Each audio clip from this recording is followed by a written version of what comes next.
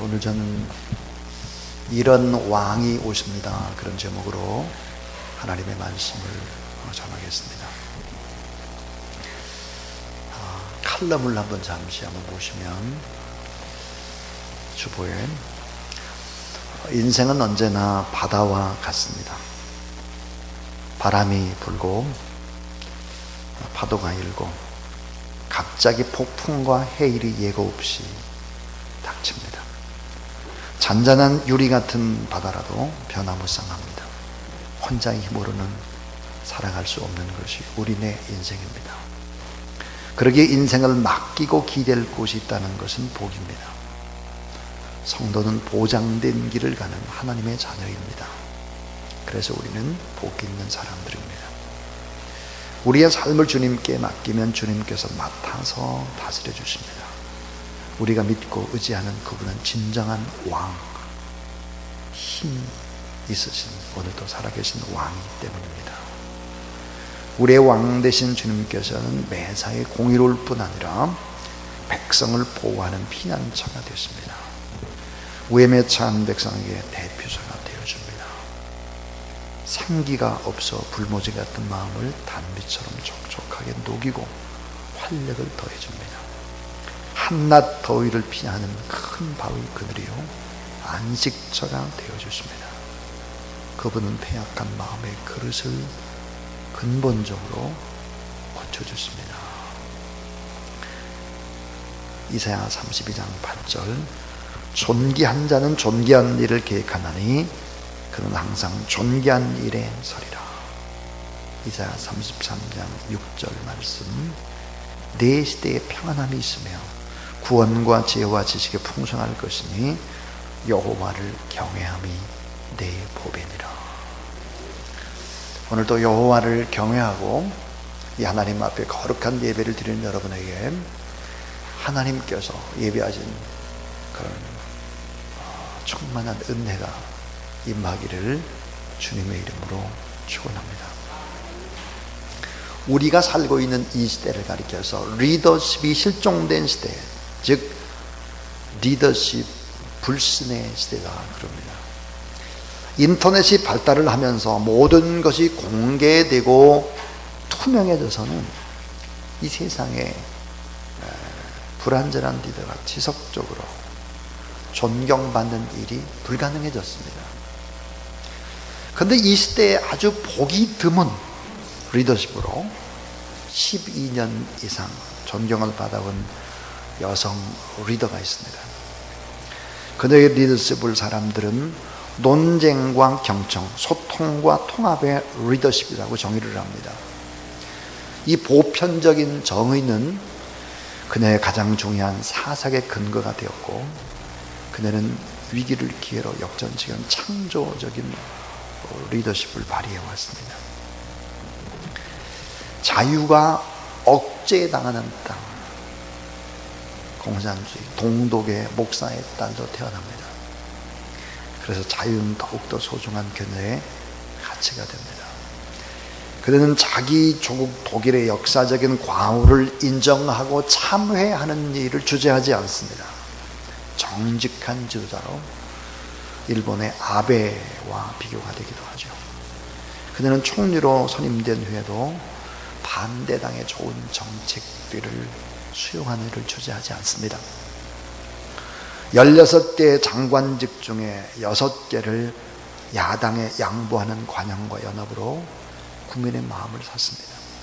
그래서 결정적으로 나라의 경제를 또 부활시키고 실업의 문제를 근본적으로 해결했다는 평가를 받고 아프리카나 중동의 난민들도 꾸준히 받아들이고 있습니다. 여성으로 사선의 영예를 안았고 국제 질서가 갈등을 겪을 때도 재조명을 받고 있는 그녀의 리더십은 무띠 리더십, 엄마의 리더십으로 불리웁니다. 그녀는 자신의 리더십을 형성한 중요한 기초를 3가지를 얘기를 합니다. 그 하나가 뭐냐면 개신교 목사인 아버지로부터 신앙의 교육을 받았다. 이 아버지, 목사인 아버지에게 리더십을 배웠다. 또 하나는 어린 시절부터 그녀의 정신을 만든 하나님의 말씀, 성경을 리더십으로 꼽았습니다. 그리고 영원한 리더의 표상이자 구원자이신 예수 그리스도가 자기 진정한 리더다. 그래서 목사인 아버지와 성경과 예수 그리스도, 특별히 아버지에 관한 이야기는 이렇게 덧붙이고 있습니다. 아버지는 기록된 성경 진리를 삶으로 풀어낸 사람입니다. 이렇게 말했습니다. 바로 앙겔라 메르겔 독일의 총리입니다. 자, 오늘 이 본문에도 이런 왕이 오십니다. 그렇습니다. 예수 그리스도의 리더십, 이런 리더십, 이런 왕을 가진 참 이 나라의 민족에도 그런 대통령이 되면 참 좋겠다. 그런 기도하는 그런 마음입니다. 이사야 선지자는 인류의 진정한 왕으로 오실 예수 그리스도 메시아의 리더십을 예언하고 조명을 하고 있습니다. 오늘 1절 말씀을 보면 보라, 장차 한 왕이 공의로 통치할 것이고 방백들이 정의로 다스릴 것이며 그랬습니다. 자, 공의와 정의로 인류를 다스릴 한 왕이 역사의 지평선에 등장할 것이다. 이렇게 말씀을 합니다. 그럼 이런 예수 그리스도를 만나게 되면 어떤 일들이 벌어질까? 이런 예수 그리스도를 만나면 어떤 일이 벌어지나? 3절입니다. 보는 자의 눈이 감기지 아니할 것이요 듣는 자가 귀를 기울일 것이며 그랬습니다. 이게 뭘까? 제대로 볼 수 있다는 거예요. 제대로 보고 제대로 들을 수 있다 하는 것입니다. 인생의 어둠은 볼 것을 보지 못하기 때문입니다. 자, 그리고 들어야 할 것을 듣지 못할 때 인생의 어둠이 임하게 되는 것이죠. 그런데 메시아 대신 예수 그리스도가 오시게 되면 우리의 눈과 귀를 열어주신대요.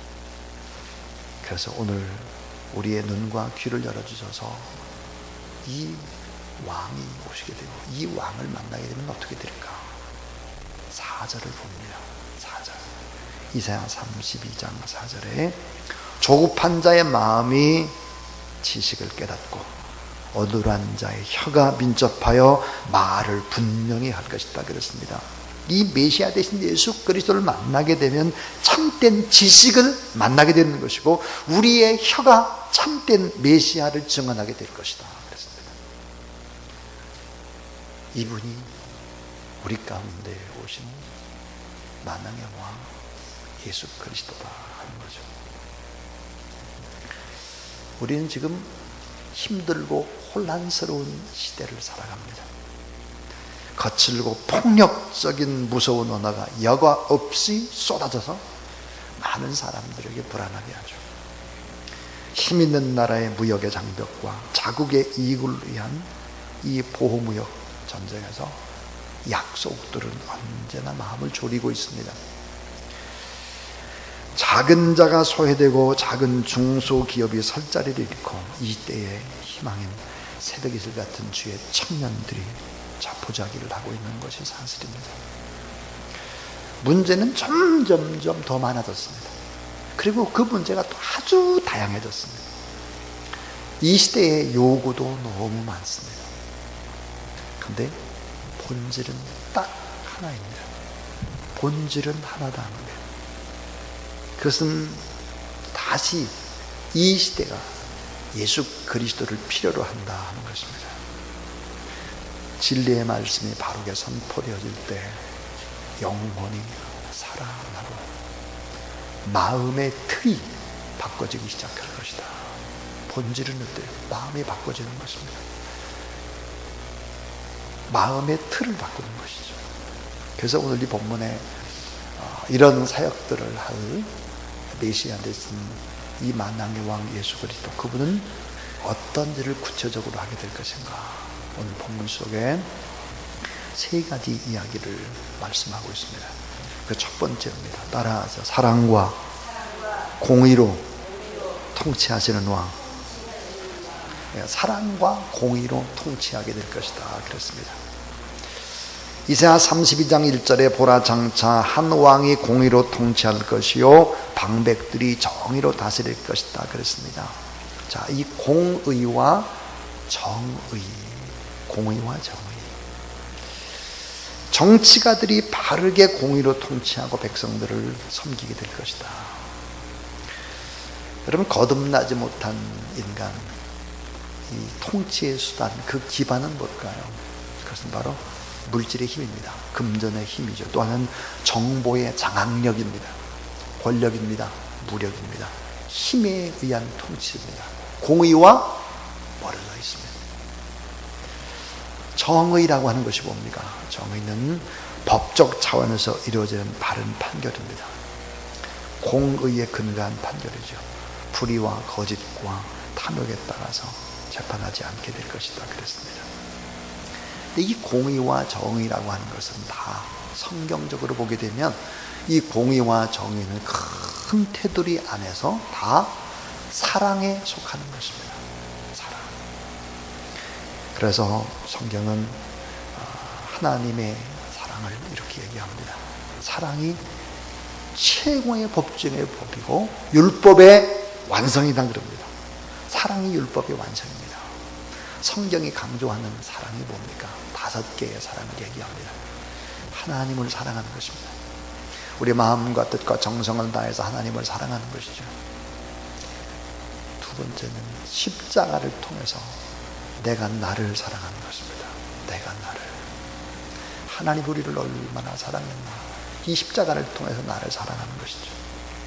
또 하나는 우리 가까운 가족들, 이웃들, 우리가 아는 사람들, 우리가 잘 아는 서로를 사랑하는 것입니다. 서로. 멀리 있는 사람을 사랑하기는 쉬울 수 있습니다. 멀리 있는 선교사님 어쩌다 한 번 오면 사랑하기 쉬운데 늘 눈으로 보는 서로의 사랑이 어려울 수 있습니다. 서로의 사랑을 얘기하죠. 또 하나는 이웃을 사랑하는 것입니다. 이웃 사랑입니다. 이웃. 여기서 끝나질 않죠. 5번째는 원수를 사랑하는 것입니다. 이 사랑을 5가지 차원에서 말씀을 했습니다. 생기를 주시는 하나님, 막혔던 눈과 귀, 마음과 입이 또 회복돼서 결국은 이 왕이 사랑과 공의로 다 통치하고 사람들을 섬기게 될 것이다 그랬습니다. 미국 뉴욕에 가면 라과디아 공항이 있습니다. 라과디아 공항. 이 공항의 이름은 뉴욕의 훌륭한 시장이었던 한때 명판사로 이름을 남겼던 라과디아의 이름을 따라서 명명된 것이죠. 그가 판사로 재임했을 때 일입니다. 1930년 어느 날 한 노인이 절도 혐의로 재판을 받기 위해서 끌려왔습니다. 자, 내용은 이러했습니다. 너무너무 배가 고팠어요. 3일을 굶었습니다. 노인은 상점에서 빵 한 덩어리를 훔쳤습니다. 그래서 기소가 되어서 재판을 받기 위해서 온 것입니다. 판사는 그 노인에게 물었습니다. 전에도 빵을 훔친 적이 있습니까? 없습니다. 판사가 다시 물었습니다. 왜 빵을 훔쳤습니까? 그랬더니 노인이 이렇게 말했습니다. 죄송합니다, 판사님. 저는 그동안 성실하게 살아왔습니다. 그런데 최근 나이가 많아 직장을 잃은 후에 일자리를 얻지 못해서 사흘간을 굶다가 이런 일을 저지르고 말았습니다. 이 판사는 잠시 후에 이렇게 판결을 내렸습니다. 아무리 사정이 딱해도 남의 것을 훔치는 것은 절도 행위입니다. 법은 만민에게 평등합니다. 그래서 저는 노인에게 10달러의 벌금형을 선고하는 바입니다. 이 판사가 용서를 해줄 것을 믿었던 많은 사람들이 술렁술렁거리기 시작을 했습니다. 그때 판사가 이렇게 말을 이어갔습니다. 이 노인의 절도 행위는 이 노인만의 잘못이 아닌 우리가 살고 있는 이 도시에는 우리 모두의 책임입니다. 따라서 이 판결을 맡은 저 자신에게도 10달러의 벌금을 부과합니다. 저도 벌금을 내겠습니다. 그리고 여기에 있는 우리 모두 50센트씩 가능하다면 십시일반으로 이 벌금형에 여러분도 다 잘못을 했으니 벌금형에 동참해 주시기를 기대합니다. 판사의 의결에 이의를 제기하는 사람이 아무도 없었습니다. 판사는 자기 앞에 놓인 모자에 10달러를 넣은 다음에 그 모자를 방청객으로 돌리기 시작했습니다. 잠시 후 판사는 거둬들인 돈에서 노인의 벌금 10달러를 빼고 남은 돈 47달러 50센트를 노인의 손에 쥐어주었습니다. 그리고 이렇게 말했습니다. 이제부터는 힘을 내어 정직하고 용기 있게 희망을 가지고 살아가십시오. 47달러 50센트를 쥐고 법정을 떠난 노인의 눈에는 굵은 눈물방울이 계속 흘러내렸고 그 모습을 지켜보는 많은 사람들도 동일한 은혜 속에 잠기고 있었습니다. 라가디아 판사의 이 판결은 바로 하나님의 판결을 모방한 것입니다. 신명기에 나오는 하나님의 부탁을 그대로 한 것이죠. 하나님은 인류가 받아야 될 죄와 벌을 그분 아들을 대신 예수님에게 지우심으로 그분이 십자가에서 대신 받게 하셨습니다. 그리고 거기서 흘린 아들의 보혈로 그것을 믿는 자에게 죄의 사함의 은혜를 준 것입니다. 예수 그리스도, 이분은 사랑과 공의로 통치하는 왕이시다. 이 예수 그리스도를 믿는 사람들, 이기적으로 인생을 살아갈 수 없는 사람들이죠. 무슨 일이 생길 때 나도 공범인 것을 인정해야 합니다. 손가락질하는, 남을 정죄하는 어리석은 행위를 범하면 안 되는 것입니다. 그 다음에 두 번째 이야기입니다. 두 번째는 따라해주세요. 안전한 피난처가 되시는 왕. 예. 자, 우리에게 오시는 왕은 안전한 피난처가 되시는 왕이면서 동시에 공급자가 되신다 그랬습니다. 참 좋은 것을 공급해 주는 공급자. 오늘 이사야 32장 2절에 또 그 사람은 광풍을 피하는 곳, 폭우를 가리는 곳 같을 것이며 마른 땅의 냇물을 같을 것이며 곤비한 땅의 큰 바위 그늘 같으리니 그랬습니다. 자, 오늘 2절 말씀에 그 사람은 그랬는데요, 이 그 사람은의 원문을 보면 한 사람입니다. 그 사람은 단 한 사람, 메시아인 예수 그리스도를 의미합니다. 피난처와 공급자가 되시는 왕. 그래서 자, 예수님이 어떤 분이니까 광풍을 피하는 곳이다. 광풍. 여러분이 광풍이 뭡니까? 환난의 바람입니다. 환난의 바람. 이 세상에 광풍이 불고 있는데 광풍을 피하는 곳이 바로 예수 그리스도요. 오늘 본문에 폭우를 가리우는 곳 그랬습니다. 폭우. 세상에 큰 재난과 큰 비와 홍수가 얼마나 많습니까? 폭우를 가리우는 것이다. 또 하나는 큰 바위의 그늘이다 그랬습니다. 편안한 안식처, 곤비하고 피곤한 땅에 고달팔 때, 자, 시원한 바위, 그 바위 그늘에 우리를 숨겨두시죠. 숨겨주는 끝나는 것이 아니고 성경에 보면, 시편에 보면 큰 손으로 덮어주세요. 이렇게 안전하게 보호하시죠. 또 하나 예수님을 뭐라고, 메시아를 뭐라고 얘기하고 있는가? 메마른 땅에 솟아나는 샘물이다 그랬습니다. 광야의 길을 걸을 때 얼마나 목이 마릅니까? 자, 목마름을 해결시키는 왕이다.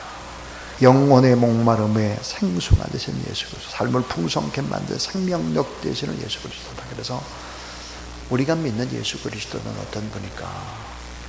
광풍을 피하는 바로 피난처요. 폭우를 가리워주는 피난처요. 큰 바위의 그늘 같은 안식처요, 마른 땅에 솟아나는 샘물 같은 큰 생기를 공급하는 그런 왕이시다 하는 것입니다. 지금 우리가 살고 있는 이 시대는 과거에 예측을 전혀 하지 못했던 광풍과 폭우가 몰아치고 있습니다. 낭만과 예술의 도시였던 프랑스 파리 한복판에서 충격적인 테러 사건이 일어났습니다. 최근에 미국의 라스베가스의 총기 사건을 보면 큰 충격을 주고 있습니다. 어떻게 이런 광풍과 폭우가 일어날 수 있을까?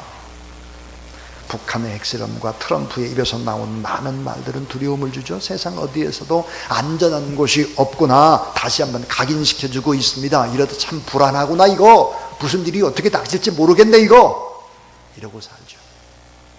한때 우리는 미국으로 가면 안전할 것이다 생각을 했고, 남은 여생을 좀 돈 벌어가지고는 좀 유럽에 가면 살면 참 좋겠다는 생각을 했습니다. 안전이 보장된 세상, 여생을 좀 편히 보냈으면 좋겠다, 이런 꿈을 꾸는 사람들이 많았죠. 그래서 실제로 우리나라를 떠나려고 하는 이민의 행렬들이 많아지곤 했습니다. 그러나 우리가 꼭 알아야 될 것이 있습니다. 성경이 가르치고 있는 유일한 피난처, 안전지대는 따로 있습니다. 사도 바울은 그 안전지대를 이렇게 설명합니다. 따라하세요. 그리스도 안에서. 엔 그리스도 안에 있을 때 그게 안전지대라는 거예요. 그래서 이 바울이 이야기하는 신학 가운데 아주 중요한 신학이 뭐냐면 엔 그리스도입니다. 그리스도 안에. 에베소 1장 4절, 그리스도 안에서 선택하셨다. 그리스도 안에서 모든 신령한 복을 주신다. 그리스도 안에서 속량고 제사함을 받았다. 그리스도 안에서 영광과 찬송이 되게 하셨다. 그리스도 안에서 약속과 성령으로 인치심을 받았다 그랬습니다. 그리스도 안에 있을 때 최고의 피난처다. 그 십자가 그늘 안에 있을 때 최고의 피난처지, 이 세상에는 피난처가 없다는 거예요. 우리의 영원한 피난처가 되신 예수 그리스도, 그분을 의지하고 우리의 공급자가 되신 그분을 의지하는 그런 여러분이 될 수 있기를 주의 이름으로 축원합니다. 수고하고 무거운 짐진 자들아 다 내게로 오라. 내가 너희를 쉬게 하리라. 참된 피난처요, 보호자요, 안식처가 되신 예수 그리스도. 어거스틴은 그의 참회록에서 이런 말을 했습니다. 내 마음이 주님 품 안에 쉬기까지 참 안식이 없었다 그랬습니다. 참된 안식 세상에 없다는 것입니다. 복되고 안전한 피난처가 되시는 예수 그리스도, 영원한 공급자가 되시는 예수 그리스도, 그분은 사랑과 공의로 통치한다. 그분은 안전한 피난처요, 보호자요, 좋은 것을 공급해 주시는 왕이다 그랬습니다. 근데 이 왕은 세 번째로 정말 중요한 것을 우리에게 하십니다. 이 세 번째가 뭘까? 따라하세요. 원천을 회복시켜 주시는 왕. 자, 원천을 회복시키는, 원천, 근본, 본질, 근원, 이걸 회복시킨다. 그게 뭘까? 마음을 회복시킨다는 거예요. 마음을. 자, 이사야 32장 5절부터 6절에 보면 왜 사람들이 어리석어져 갈까? 왜 우둔해 갈까? 왜 마음에 불의가 가득할까? 왜 간사하고 왜 파역한 말을 할까? 왜 악한 계획을 세우고 왜 그렇게 거짓말을 잘할까? 왜 반복해서 이런 일을 할까? 그 이유는 마음의 그릇이 악해져서 그런 것입니다. 마음의 그릇. 그러니까 마음을 바꾸지 않으면, 잠언에 보니까 생명의 근원이 마음이거든요. 이 마음의 틀을 바꿔야 합니다. 마음의 창을 바꿔야 합니다. 이 마음의 틀과 창을 바꿀 수 있는 재간이 없어요. 우리의 마음의 틀을 바꿀 수 있는, 근원과 본질을 바꿀 수 있는 것이 학문이라고 생각합니까? 천만의 말씀이죠. 그것이 뭐 건강이라고 생각합니까? 무엇이라고 생각합니까? 이 원천을 회복시켜 주신 분이 바로 예수 그리스도요. 마음을 바꾸는 분이 바로 예수 그리스도다 하는 거예요. 자, 하나님은 토기장처럼 그것을 만들기도 하고 깨뜨리기도 합니다. 또한 깨어진 그릇 조각을 가지고 새로운 그릇을 만들기도 하죠. 하나님 보기에 그럴듯한 그릇도 깨뜨리고 낡은 것을 대비해서 새 언약을 세우시고 그럽니다. 그래서 성경을 보면 호세아서에 보니까 따라해 주세요. 치료하시면서 사랑하시는 하나님, 우리의 마음을 치료하시면서 우리를 사랑한다는 거예요. 고쳐서 사용하시고, 자, 생명의 근원인 마음을 고쳐서 사용하신다 하는 것입니다. 그래서 원천을 회복시키시고, 오늘 말씀에 보면 지혜와 명철을 회복시킨다 그랬습니다. 자, 마음의 그릇이 약해지고 하나님의 말씀을 거스리고 바른 기준을 버렸기 때문에 선을 버리고 황폐한 불모지와 같은 마음으로 바꿔지게 되는 것이다. 그래서 하나님은 어떤 분일까? 이런 근원을 바꾸시는 분이시다. 그러기 위해서 자기 아들 왕 대신 예수 그리스도를 보내셨다 하는 것입니다. 이런 생각을 해보십시오. 과학의 발달이 엄청납니다. 지금 로봇, 전 얼마 전에 차병원에 갔다가 차병원 이렇게 써있는 걸 봤어요. 수술을 의사에게 할지 로봇에게 할지 미리 알려주세요. 분당 차병원에 써 있습니다. 수술을 의사에게 할지 로봇에게 할지 알려달라는 거예요. 깜짝 놀랐습니다. 로봇이 정확히 실수 없이 수술을 할 수 있다는 거예요. 인공지능 컴퓨터, 알파고, 사물 인터넷, 거기다가 자율운행 자동차에다 로봇 안내원에다 빅데이터로 개인을 다 분석해내고 있습니다.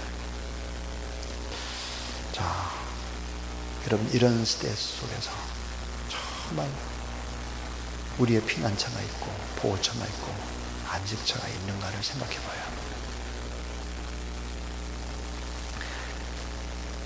이렇게 되어지니까 하나님의 존재에 대해서 많은 사람들이 하나님이 어디 계시냐 이런 생각을 하고 있습니다. 조금 깊게 생각하면 오히려 이런 시대에 여호와 하나님을 믿지 않으면 안 되는 것입니다. 왜 그럴까요? 과학의 발달, 이 과학의 발달이라고 하는 것 점점 발달될 때 전제가 있습니다. 그게 뭐냐면은 따스함과 긍휼이 없는 과학의 발달은 이게 악의 도구가 되는 것이죠. 그러니까 이런 의라든지 선이라든지 사랑이라든지 이런 것을 전제로 해야 하는 것입니다. 그런데 여러분, 따뜻함과 긍휼과 의와 선과 사랑이나 이런 것들은 높은 윤리와 도덕을 가지고 있어야 하는 것이죠. 이 높은 윤리와 도덕이라고 하는 것은 결국은 어때요? 진리와의 만남, 종교를 통해서만 가능한 것입니다. 그러니까 과학의 시대, 아무리 과학의 시대라고 할지라도 여호와 하나님을 믿지 않고 살아가면 안 된다는 거예요. 우리의 본질을 치료할 수 있는 방법이 없습니다. 오늘 이사야 32장 8절을 다시 봅니다. 8절에 보니까 존귀한 일을 계획한다 그랬습니다. 그는 항상 존귀한 일에 서리라 그랬습니다. 자, 우리 8절을 한번 같이 읽어볼까요? 자, 시작. 존귀한 자는 존귀한 일을 계획하나니 그는 항상 존귀한 일에 서리라. 내가 온 것은 양으로 생명을 얻게 하고 더 풍성히 얻게 하려는 것이다 그랬습니다. 주님께서 우리를 다스려 주지 않으면 안 된다는 것입니다. 주님께서 우리의 피난처요, 안식처요, 보호자요, 공급자요, 인도자요, 우리의 원천과 근본인 마음을 치료하시고 마음의 그릇을 닦아주시고 본질을 고치시면서 계속해서 우리를 사랑하시고, 그리고 오늘 말씀의 약속대로 지혜와 명철함을 주신다 하는 것입니다. 그래서 볼 것을 보게 하고 들을 것을 들을 수 있는 분별력은 하나님께서 우리 가운데 허락해 주신다. 그래서 이 절망의 시대라도 주님을 의지하게 되면 길이 열리고 소망이 보인다는 사실을 믿으시기 바랍니다. 너희는 귀를 기울이고 내게로 나와 들으라. 그러면 너희 영혼이 살리라. 메마른 땅에 생수의 강이 흐르고 큰 바위 그늘에서 우리의 땀과 눈물을 씻어주시고 진정한 하늘의 안식을 주시고 새로운 내일과 새로운 미래로 우리를 복되게 이끄시는 영원한 왕, 이런 왕, 메시아 대신 예수 그리스도를 의지하면서 살아가는 저와 여러분 우리 모두 다 될 수 있기를 주님의 이름으로 축원합니다.